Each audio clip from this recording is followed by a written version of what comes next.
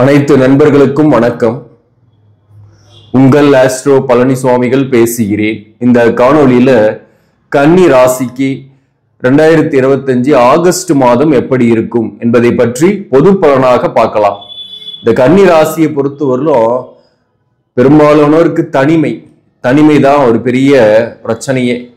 அது மேரேஜ் ஆகிறதுல சில பேருக்கு டிலே, சில பேருக்கு மேரேஜ் ஆனாலையும் ஒரே வீட்டில் இருந்தா கூட தனித்தே இருக்கிற மாதிரியான சூழ்நிலைகள்.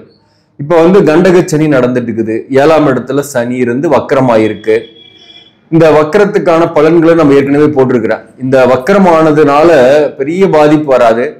குறிப்பா உங்க ஜாதகத்துல வக்கரமா இருந்துச்சுன்னா தொழில் மாற்றம், இடமாற்றம் போன்றவை ஏற்படும். அந்த இடமாற்றம், தொழில் மாற்றம் பாசிட்டிவாவே இருக்கும், பணவரவு இருக்கும், தொழில் ரீதியாக நிறைய டிராவல் பண்ணுவீங்க. இந்த நேரத்துல புதிய உறவுகள், புதிய நட்புகள் போன்றவை சில பேருக்குலாம் ஏற்படும். அந்த புதிய உறவுகள், நட்புகள் ஏற்படும் போது அது உங்களுக்கு பண நஷ்டத்தையோ அல்லது பேர் கெடுக்கிறதையோ ஏதோ ஒரு வகையில பாதிப்பை கொடுத்துட்டு தான் அது விலகும். ஸோ அதுலதான் கவனமா இருக்கணும் அப்படின்னு சொல்லிட்டு இந்த சனி வக்கர பலனுக்கு நம்ம போட்டு இருந்தோம். இப்போ வாழ்க்கை துணைவரின் உடல்நலத்துல கவனம் செலுத்திக்கணும். 6 கூடியவன் 7ஆம் இடத்துல இருந்து வக்கரம் ஆகும் போது வாழ்க்கை துணைவருக்கு உடல்நல பாதிப்பு ஏற்பட்டு நீங்கும். சில பேருக்கு வாழ்க்கை துணைவர் விட்டு பிரிந்து தற்காலிகமாக வேலை விஷயமா கூட இருக்கக்கூடிய சூழ்நிலை இந்த மாதத்தை பொறுத்தவரையிலும் உண்டு. அப்போ தனிமையா இருக்கிற மாதிரியான சூழ்நிலைகளும் வரும் இந்த மாதத்தை பொறுத்தவரையிலும். ஆனா ஒரு பக்கம் தனிமை இனிமையாகவும் இருக்கும். எப்படின்னாக்க உங்களுக்கு பிடிச்சமானது செய்வீங்க, உங்களுக்கு பிடிச்சமான வாழ்க்கையை வாழக்கூடிய சூழ்நிலையும் சில பேருக்குலாம் ஏற்படும். அப்போ டிராவல் பண்ணுவீங்க, கோயில் குளங்களுக்கு போயிட்டு வருவீங்க, விருப்பமான இடங்களை பார்க்கறது, விருப்பமான செயல்களை செய்யறது போன்றவையெல்லாம் இந்த காலகட்டத்தில் சில பேருக்கு ஏற்படும். மன அழுத்தம் இருக்குமா? கன்னிராசிக்கு பெரிய மன அழுத்தம், டென்ஷன். அந்த மன அழுத்தம் இல்லாம தான் இருப்பீங்க, தெளிவா தான் இருப்பீங்க. ஆனா உடல்நல விஷயத்துல கொஞ்சம் கவனம் செலுத்திங்க. மாதத்தோட பிற்பகுதியில இந்த சூரியன் ராசிக்கு 11ஆம் பாவகத்துல மாதத்தோட முதல் 15 நாள் இருக்கும், ஆகஸ்ட் 15 வரலும். புதன் 11ஆம் பாவகத்துல இருக்கிறார், ராசிநாதன். அப்ப லாப நோக்கோடு செயல்படுவீங்க, லாபமும் வரும். தொழில் செய்யக்கூடியவர்களுக்கு, வேலை பார்க்கக்கூடியவர்களுக்கு புதிய வாய்ப்புகள் கிடைக்கும். புதிய வாய்ப்பு தேடுறீங்கன்னாக்க அரசு பணியில் இருப்பவர்களுக்கு ஒரு பதவியில் மாற்றம் அல்லது பதவி உயர்வு போன்றவைக்கான செய்திகள் வரும். அதே போல கௌரவம், புகழாவது இருக்கும், ரெகக்னிஷன் கிடைக்கும். நீங்க ஒர்க் பண்ணதுக்கான ரெகக்னிஷன் கிடைக்கும். இதெல்லாம் மாதத்தோட முதல் பகுதியில பாசிட்டிவா தான் இருக்கு. ஏன்னா ஒரு பக்கம் 10ஆம் இடத்துல குரு சுக்கிரன் சேர்க்கை, 10ஆம் இடத்துல குரு சுக்கிரன் சேர்ந்து 4ஆம் பாவகத்தை பார்க்குது. அதே போல இந்த குரு பாத்தீங்கன்னாக்க தன் வீட்டிய 4ஆம் பாவகத்தை பார்க்கறதுனால சொத்துக்கள் வகையில உங்களுக்கு நன்மைகள் உண்டு, ஆதாயங்கள் உண்டு. தாய்வழி உறவுகளுடன் இருந்து வந்த கருத்து வேறுபாடுகள் நீங்கும். தாய்வழி உறவுகள் உங்களை தேடி வரக்கூடிய வாய்ப்புகள் உண்டு. மேலும் 4ஆம் பாவகத்து குரு சுக்கிரன் இருக்கிறதுனால பெரும்பாலும் பாத்தீங்கன்னாக்க உடல்நல விஷயத்துல பாதிப்பு இருந்தா கூட அவை நீங்கும். பெரிய அளவுக்கு பாதிப்பு கொடுக்காது, உங்களுக்கு பிரச்சனை கிடையாது. அதே போல இந்த 10ஆம் பாவகத்துல 9ஆம் அதிபதியாக வரக்கூடியவர் 10ஆம் பாவகத்தில் இருக்கும்போது தந்தை வழி ஆதரவுகள், தந்தை வழி உறவுகளால ஆதரவு போன்றவையும் இந்த காலகட்டத்தில் ஏற்படும். 10ல பொதுவாக சுக்கிரன் குரு சேர்ந்து இருக்கும் போது சுக்கிரன் நிஸ்பலம் 10ல, குரு அங்க பகை விட இருந்தாலையும் திருவாதிரை நட்சத்திரத்துல இருந்து உங்களுக்கு இந்த மாதத்தை பொறுத்தவரையிலும் ஒரு திடீர்னு பணவரவை கூட ஏற்படுத்தக்கூடிய வாய்ப்பு உண்டு. தொழில் செய்யக்கூடியவர்களுக்கு ஒரு லம்சம் அமௌண்ட் வரும் தொழில் மூலமாக. அதெல்லாம் பாசிட்டிவான விஷயம். வீடு கட்டுறது, புதிய வாகனம் எடுக்கக்கூடிய சூழ்நிலை சில பேருக்கு ஏற்படும். அல்லது புதிய வீட்டுக்கு குடி போகக்கூடிய வாய்ப்பு இந்த காலகட்டத்தில் மாதத்தோட பிற்பகுதியில் இருக்கு. ஸோ இதுக்கான சான்சஸ் எல்லாம் நிறைய இருக்கு, அதெல்லாம் செய்யலாம் தாராளமா. அதே போல வாழ்க்கை துணையுடன் கொஞ்சம் கருத்து வேறுபாடுகள் வரும் சில பேருக்கெல்லாம், அல்லது சில பேருக்கு சற்று பிரிந்து இருக்கக்கூடிய சூழ்நிலையும் வரும். இந்த 7ஆம் இடத்துல சனி இருக்கிறதுனால, வக்கரமாகி இருக்கிறதுனால கொஞ்சம் உறவுகள், குறிப்பா இந்த ரிலேஷன்ஷிப் வகையில கொஞ்சம் கவனமா இருக்கிறது தான் நல்லது. இந்த ராசிக்கு 12ஆம் பாவகத்துக்கு சூரியன் மாதத்தோட பிற்பகுதியில வந்துடும். விரயஸ்தானத்துல விரையாதிபதி சூரியன் ஆட்சி பெறும் போது தூக்கம் இல்லாம கூட வேலை பார்ப்பீங்க, ஹார்ட் ஒர்க் பண்ணுவீங்க, தூக்கம் கொஞ்சம் கெடும். அதனால முடிந்த அளவுக்கு மெடிடேஷன் பண்ணுங்க அந்த நேரத்துல, மாதத்தோட பிற்பகுதியில. அப்பதான் தனிமை, லோன்லினஸ் ஃபீல் பண்ற மாதிரி இருக்கும். மாதத்தோட பிற்பகுதியில பெரும்பாலானோருக்கு ஒரு டிராவல் அமையக்கூடிய வாய்ப்பு உண்டு. தொழில் ரீதியாக பயணங்களா இருக்கலாம், இன்டர்வியூக்கு போகலாம், அல்லது ஒரு சுற்றுலா மாதிரி கூட போயிட்டு வரக்கூடிய வாய்ப்பு உண்டு. சில பேருக்கு வெளிநாட்டுல இருக்கீங்கன்னாக்க ஒரு தொலைதூர பயணம், தாய்நாட்டுக்கு வரக்கூடிய வாய்ப்பு. இங்க இருக்கிறவங்க வெளிநாட்டுக்கு வேலை தேடிட்டு இருக்கிறீங்க அப்படின்னா அதுக்கான விசா கிடைக்கிறது அல்லது டிராவல் பண்றது வெளிநாட்டுக்கு, இதெல்லாமும் வாய்ப்புகள் உண்டு. சூரியன் ஆட்சி பெற்று மாதத்தோட பிற்பகுதியில் இருக்கிறதுனால அரசு பணியில் இருப்பவர்களுக்கு எல்லாம் பாசிட்டிவ் தான். கவர்மெண்ட் வேலையில் இருக்கிறவங்களுக்கு பதவி உயர்வு அல்லது இடமாற்றம், ஒரு ஃபேவரபிளான இடமாற்றத்துக்கான செய்திகள் வரும். அதே போல அரசு பணிக்கு தேர்வு எழுதியிருக்கீங்க, தேர்வு எழுத போறீங்க, தேர்வு எழுதியிருக்கீங்கன்னாக்க உங்க ஜாதகத்துல சூரியன் ஆட்சி பெற்று அல்லது உச்சம் பெற்று, அதே போல 10ஆம் அதிபதியாக வரக்கூடிய கிரகம், லக்னத்துக்குன்னு சொல்றது எல்லாமே, லக்னத்துக்கு 10க்குரியவன் 10ஆம் இடத்துல ஆட்சி பெற்றோ உச்சம் பெற்றோ அல்லது நல்ல ஸ்தான பலம் பெற்று இருக்கு அப்படின்னாக்க அரசு பணிக்கான வாய்ப்புகளும் இந்த காலகட்டத்தில் உண்டு. ஒரு நல்ல வேலை கிடைக்கும். பிரைவேட் வேலையா கூட சில பேருக்கு ஒரு நல்ல வேலை, பதவியில் மாற்றங்கள்லாம் கிடைக்கக்கூடிய வாய்ப்பு உண்டு. 6ஆம் இடத்துல ராகுவும் 12ஆம் பாவகத்துல கேது இருக்கிறது எழுதக்கூடிய போட்டித் தேர்வுகளில் வெற்றியடையக்கூடிய வாய்ப்பு உண்டு. உங்க ஜாதகத்துல அரசு பணி போறதுக்கான பிராப்தங்கள் இருக்கும் பட்சத்துல முயற்சி பண்ண கண்டிப்பாக வெற்றிகள் உண்டு. அதே போல இந்த சூரியன் கேது இணைவு என்பது நீங்க மகான்கள் வழிபாடு, அதே போல சித்தர்களின் ஜீவசமாதிக்கு போயிட்டு வர்றது போன்றவையும் இந்த காலகட்டத்தில் ஏற்படும். குலதெய்வ கோயிலுக்கு போயிட்டு வரக்கூடிய வாய்ப்பும் இந்த மாதத்தை பொறுத்தவரை உண்டு உங்களுக்கு. அதே போல சுப செலவுகள் ஆகும், விரயங்களும் ஆகும் கொஞ்சம். அதுக்காக நீங்க வீடு அல்லது வாகனம் வாங்குறது போன்றவற்றில் கான்சென்ட்ரேட் பண்ணலாம். உங்க ஜாதகத்துல சனி வக்கரம் இருந்தா நிறைய பாசிட்டிவ் தான், பெரிய அளவுக்கு துன்பம் இல்லை, பிரச்சனை இல்லை.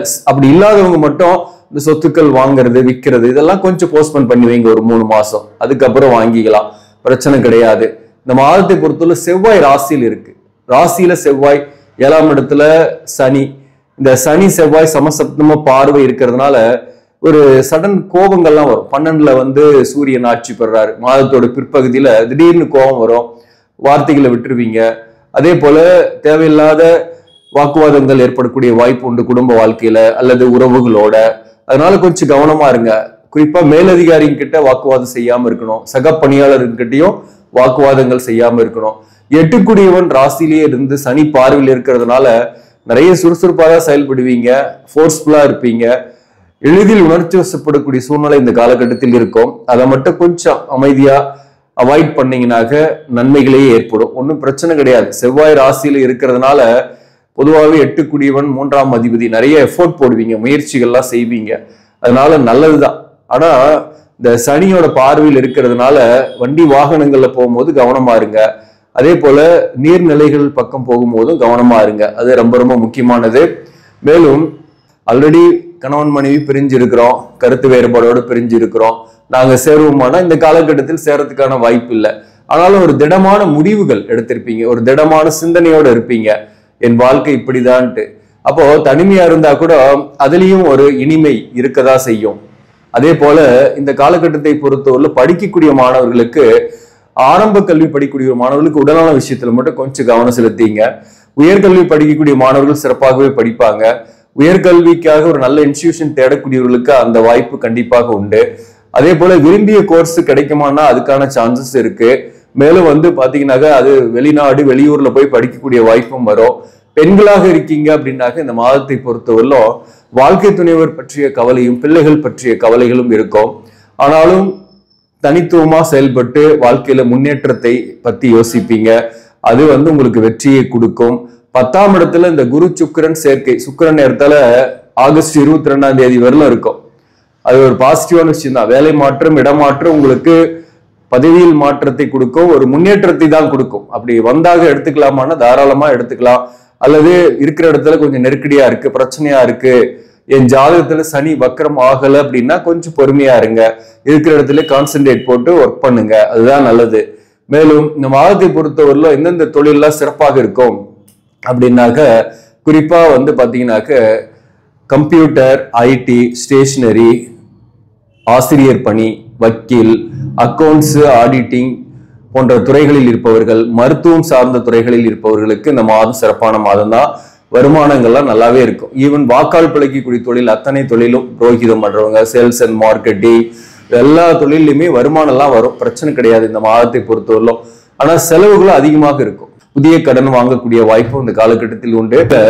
சில பேர் சுப கடன் வாங்குவீங்க, அதாவது வீடு கட்டுறது, வாகனம் வாங்குறது அல்லது வாகன கடனுக்காக வாங்கக்கூடிய சூழ்நிலைகள்லாம் இந்த காலகட்டத்தில் வரும்.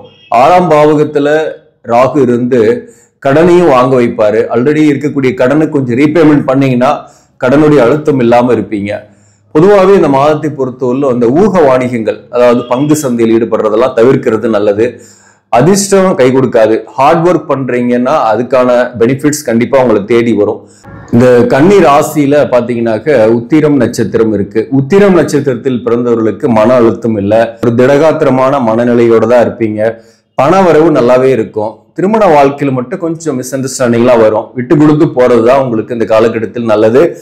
அல்லது கொஞ்சம் தனிமையா இருக்கக்கூடிய சூழ்நிலை சில பேருக்கு ஏற்படும். வேலை விஷயமா கூட ஒரு தற்காலிக பிரிவு கூட ஏற்படலாம்.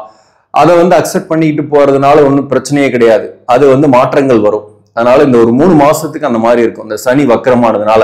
அப்படி இல்லைன்னா வாழ்க்கை துணைவருக்கு உடல்நலம் பாதிப்பு ஏற்பட்டு அதற்கு செலவு பண்ற மாதிரி இருக்கும். மற்றபடி பெரிய பாதிப்பு என்பது இந்த மாதத்தை பொறுத்தவரை உத்திரம் நட்சத்திரத்துக்கு இல்லை. உடல்நல விஷயத்துல கூட பெரிய பாதிப்பு கிடையாது. ஆனா செவ்வாய் ராசியிலே இருக்கிறதுனால திடீர்னு கோபம் வரும், உணர்ச்சி வசப்படக்கூடிய சூழ்நிலை வரும். அந்த கோபம் மட்டும் அவாய்ட் பண்றது நல்லது, வாக்குவாதம் செய்யாம இருக்கிறது நல்லது. அதே போல அஸ்தம் நட்சத்திரத்தில் பிறந்தவர்களுக்கு நீங்க உடல்நலத்துல கொஞ்சம் கவனம் செலுத்திங்க. அதே போல இந்த மாதத்தை பொறுத்தவரை அஸ்தம் நட்சத்திரத்தில் பிறந்தவர்களுக்கு நீங்க வேலை தேடுறீங்கன்னா புதிய வாய்ப்புகள் கிடைக்கும். அல்லது நீங்க ஏதாவது ஒரு எக்ஸாம் எழுதுறீங்கன்னா அதுல வெற்றி ஏற்படக்கூடிய வாய்ப்பு உண்டு. படிக்கக்கூடிய மாணவர்களாக இருந்தா நல்லாவே படிப்பீங்க இந்த நேரத்துல. அதே சமயத்துல அஸ்தம் நட்சத்திரத்தில் பிறந்தவர்களுக்கு பயணங்கள் அலைச்சல்களும் இருக்கும். அதே போலதான் உத்திரம் நட்சத்திரத்தில் பிறந்தவர்களுக்கு ஒரு தொலைதூர பயணமோ ஒரு சிறு தூர பயணமோ ஏற்படக்கூடிய வாய்ப்பு உண்டு. சில நண்பர்களுடைய உதவிகளும் இந்த காலகட்டத்தில் ஏற்படும். அஸ்தம் நட்சத்திரத்தில் பிறந்தவர்களுக்கு. சித்திரை நட்சத்திரத்தில் பிறந்தவர்களுக்கு கணவன் மனைவி உறவு நிலையில கருத்து வேறுபாடுகள் வரும், சற்று பிரிந்திருக்கக்கூடிய சூழ்நிலைகள் கூட வரும். ஒற்றுமையா ஒரே வீட்டுல இருக்கிறவங்களுக்கு கொஞ்சம் மிஸ் அண்டர்ஸ்டாண்டிங் போகும், தனித்தனியா இருக்கிற மாதிரி இருக்கும், ஒரு அந்யோன்யன்றது கொஞ்சம் குறைவா இருக்கும். அதே போல தாம்பத்திய வாழ்க்கையிலையும் கொஞ்சம் குறைவான அளவே மகிழ்ச்சி இருக்கும் இந்த காலகட்டத்தை பொறுத்தவரையிலும். சோ அதற்கு நீங்க நிறைய கொஞ்சம் காம்ப்ரமைஸ் பண்ணிட்டு போகக்கூடிய காலகட்டம் தான் இந்த மாதத்தை பொறுத்தவரையிலும். மற்றபடி பாத்தீங்கன்னாக்க பொருளாதார ரீதியாக பெட்டராகவே ஃபீல் பண்ற மாதிரியான மாதம் தான் இந்த மாதத்தை பொறுத்தவரையிலும். இந்த மாதத்தை பொறுத்தவரை எந்த தெய்வத்தை வழிபாடு செஞ்சா நல்லது அப்படின்னாக்க, குறிப்பா இந்த மாதம் மகாலட்சுமி வழிபாடு வெள்ளிக்கிழமையில செய்யுங்க, நன்மைகளை கொடுக்கும். மகாலட்சுமி வழிபாடு தொடர்ந்து செய்றீங்க அப்படின்னாக்க இல்லத்தில் சுப நிகழ்ச்சிகள் நடக்கக்கூடிய வாய்ப்புகள் உண்டு. அதாவது உங்களுக்கோ அல்லது உங்க பிள்ளைகளுக்கோ சுப நிகழ்ச்சிகள் நடக்கக்கூடிய வாய்ப்புகள் உண்டு. அதனால மகாலட்சுமி வழிபாடு வெள்ளிக்கிழமையில காலையில சுக்கிர ஓரையில 6 to 7 இந்த காலகட்டத்துல மல்லிகைப்பூ சூடி நீங்க கற்பூர ஊதுபத்தி காட்டி வீட்டிலேயே வணங்குங்க, கண்டிப்பாக நன்மைகள் நடக்கும். ஆக நண்பர்களே, இந்த பதிவு உங்களுக்கு பிடிச்சிருந்தாக லைக் பண்ணுங்க, இதை மற்றவர்களுக்கும் ஷேர் பண்ணுங்க. இன்னும் நம்ம சேனலை சப்ஸ்கிரைப் பண்ணாம பாக்குறவங்க சப்ஸ்கிரைப் பண்ணி கண்டினியூ பண்ணுங்க. இதன் மூலம் உங்களுக்கு ஒரு சரியான ஜோதிட தகவல்களும் ஆன்மீக தகவல்களும் கிடைக்கும். நன்றி, வணக்கம்.